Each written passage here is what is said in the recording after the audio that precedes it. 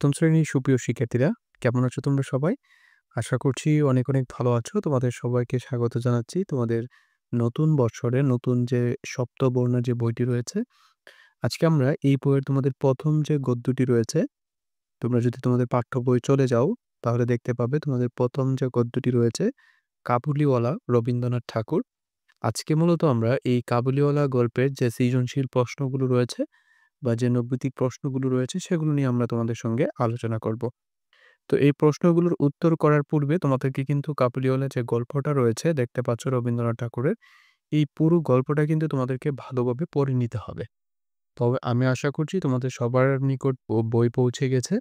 যদি তোমাদের হাতে বইগুলো এখন পর্যন্ত না পৌঁছায়, তাহলে কিন্তু তোমরা পিডিএফ ডাউনলোড করে সেখান থেকে বইগুলো সংগ্রহ করতে পারো। ঠিক আছে? তারপর দেখো এই পাঠের যে শব্দের অর্থগুলো রয়েছে, সেগুলো কিন্তু তোমাদের জানা জরুরি। ঠিক আছে? তো আজকের ক্লাসে মূলত আমরা আমাদের যে অনুশীলনী প্রশ্নগুলো রয়েছে সেগুলো নিয়ে আলোচনা করব। তো তোমরা সরাসরি তোমাদের যদি ৭ পৃষ্ঠায় চলে যাও, তাহলে এই প্রশ্নগুলো তোমরা দেখতে পাবে। যে ১ম যে প্রশ্নটি রয়েছে দেখো, কাবুলিওয়ালা গল্পে শঙ্কিত স্বভাবের মানুষটি কে? কাবুলিওয়ালা গল্পে শঙ্কিত স্বভাবের মানুষটি ছিল মিনির মা। তার উত্তর হবে মিনির মা। দ্বিতীয় প্রশ্নে বলা হয়েছে দেখো, মিনির বাবার মনে একটু ব্যথা বোধ হয়েছিল কেন? রহমতকে কারাগারে যেতে দেখে। তার সঠিক উত্তর হবে কি? রহমতকে কারাগারে যেতে দেখে। তারপর দেখো একটি উদ্দীপক দেওয়া হয়েছে। উদ্দীপকটি পড়ে ৩ ও ৪ নম্বর প্রশ্নের উত্তর দাও। তো প্রথমে আমাদেরকে উদ্দীপকটি পড়ে নিতে হবে। ফাতেমা চৌধুরী অফিসে যাওয়ার পথে প্রায় একটি পথশিশুকে রাস্তায় শুয়ে থাকতে দেখেন। একদিন তিনি ছেলেটিকে কিছু খাবার দিতে চাইলে সে ভয়ে পালিয়ে যায়। কয়েকদিন চেষ্টায় ছেলেটি তার সাথে নানা গল্পে মেতে ওঠে। এখন প্রায় দিনই তিনি ছেলেটির জন্য বাসায় তৈরি খাবার নিয়ে আসেন।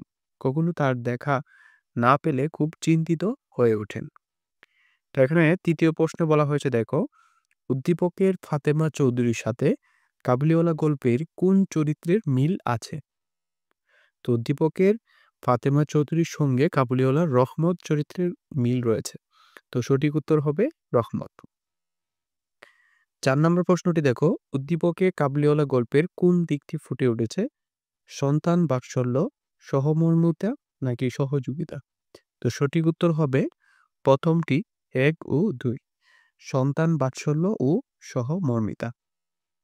তারপর তোমাদের একটি সৃজনশীল প্রশ্ন রয়েছে। এখন আমরা এই সৃজনশীল প্রশ্নের যে নমুনা উত্তরটি রয়েছে সেটি আমরা দেখব।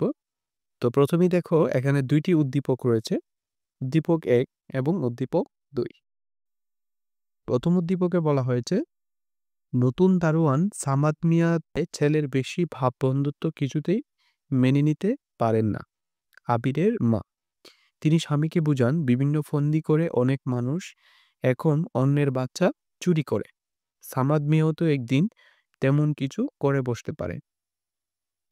উদ্দীপক ২ এ বলা হয়েছে, ১২ বছর আগে ছোট্ট আবির আজ কলেজ থেকে ফেরার পথে সড়ক দুর্ঘটনায় হাসপাতালে। রক্তের জন্য বাবা মা বিভিন্ন জায়গায় যোগাযোগ করেছেন। খবর পেয়ে সামাদ মিয়া ছুটে এসে হাওমাও করে কাঁদতে কাঁদতে বললেন, সাহেব, আবির বাবার জন্য আমার সব রক্ত নেন। আমার নিজের ছেলের হারাইছি, ওরে হারাইলে আমি বাঁচব না।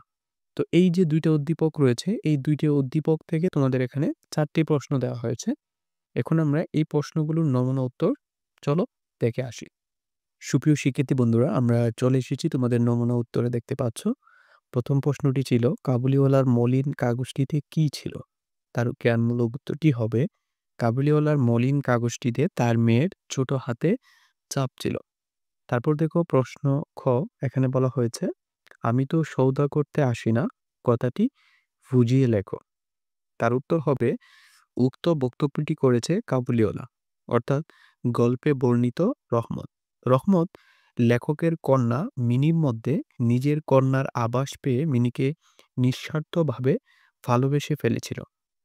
জেল কাটার পরে যখন সে মিনির বিয়ের দিন এসে লেখকের বাড়িতে উপস্থিত হয়েছিল, তখন সে মিনির দেখা না পেয়ে লেখকের হাতে কিছু পরিমাণ বাদাম, আঙ্গুর ইত্যাদি দিয়ে দিয়েছিল মিনির প্রতি উপহার হিসেবে। লেখক রহমতকে সেই সব জিনিসের দাম দিতে চাওয়ায় দাম না নিয়ে উক্তিটি তিনি করেন। রহমত এই উক্তিটি তখন করেছিলেন। তারপর দেখো প্রশ্ন গ। প্রশ্ন গয়ে বলা হয়েছে উদ্দীপক এক অংশে কাবুলিওয়ালা গল্পের কোন দিকটি প্রকাশ পেয়েছে সেটি ব্যাখ্যা করো।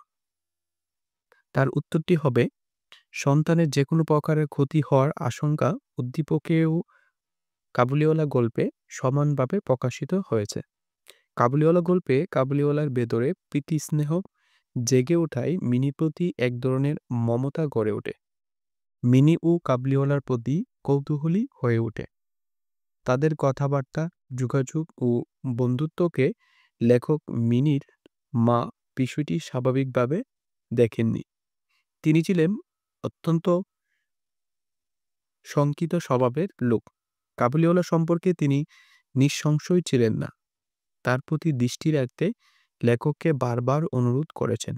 অন্যদিকে আমরা উদ্দীপকে দেখতে পাই দারোয়ান সামাদ মিয়ার সাথে ছেলের বেশি ভাব বন্ধুত্ব মেনে নিতে পারেন না আবিরের মা। তিনি মনে করেন এভাবেই ফন্দি করে মানুষ অপরের বাচ্চা চুরি করে। সামাদ মিয়াও এমন কিছু করে বসতে পারে। উদ্দীপক ও কাবুলিওয়ালা গল্পে উভয় স্থানে সন্তানের চিন্তায় উদ্বিগ্ন মায়ার দিকটি মিল রয়েছে। তারপর চলো শিক্ষার্থীরা আমরা সর্বশেষ যে প্রশ্নটি রয়েছে সেটার উত্তরটা দেখে নিই। সর্বশেষ প্রশ্নে বলা হয়েছে উদ্দীপকের সামাদ মিয়া যেন কাবুলিওয়ালা গল্পের মূল ভাবকে ধারণ করে আছে বিশ্লেষণ করো। তার নমুনা উত্তরটি দেখো।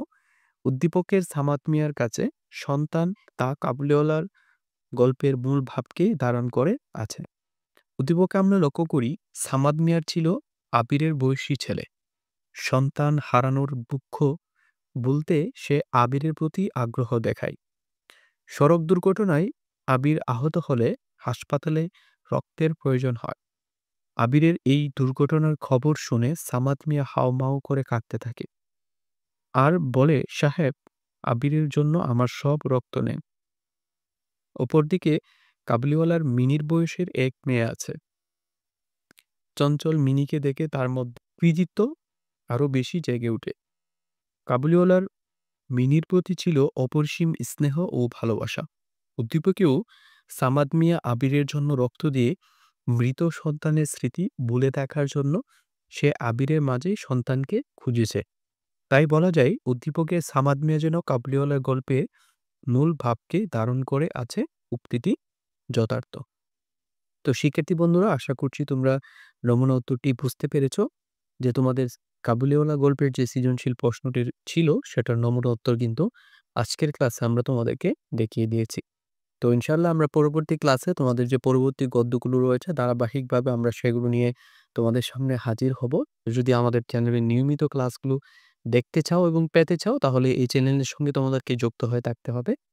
তো দেখা হবে, তোমাদের সঙ্গে কথা হবে নতুন কোনো ক্লাসে। সে পর্যন্ত ভালো থাকো। আল্লাহ হাফেজ।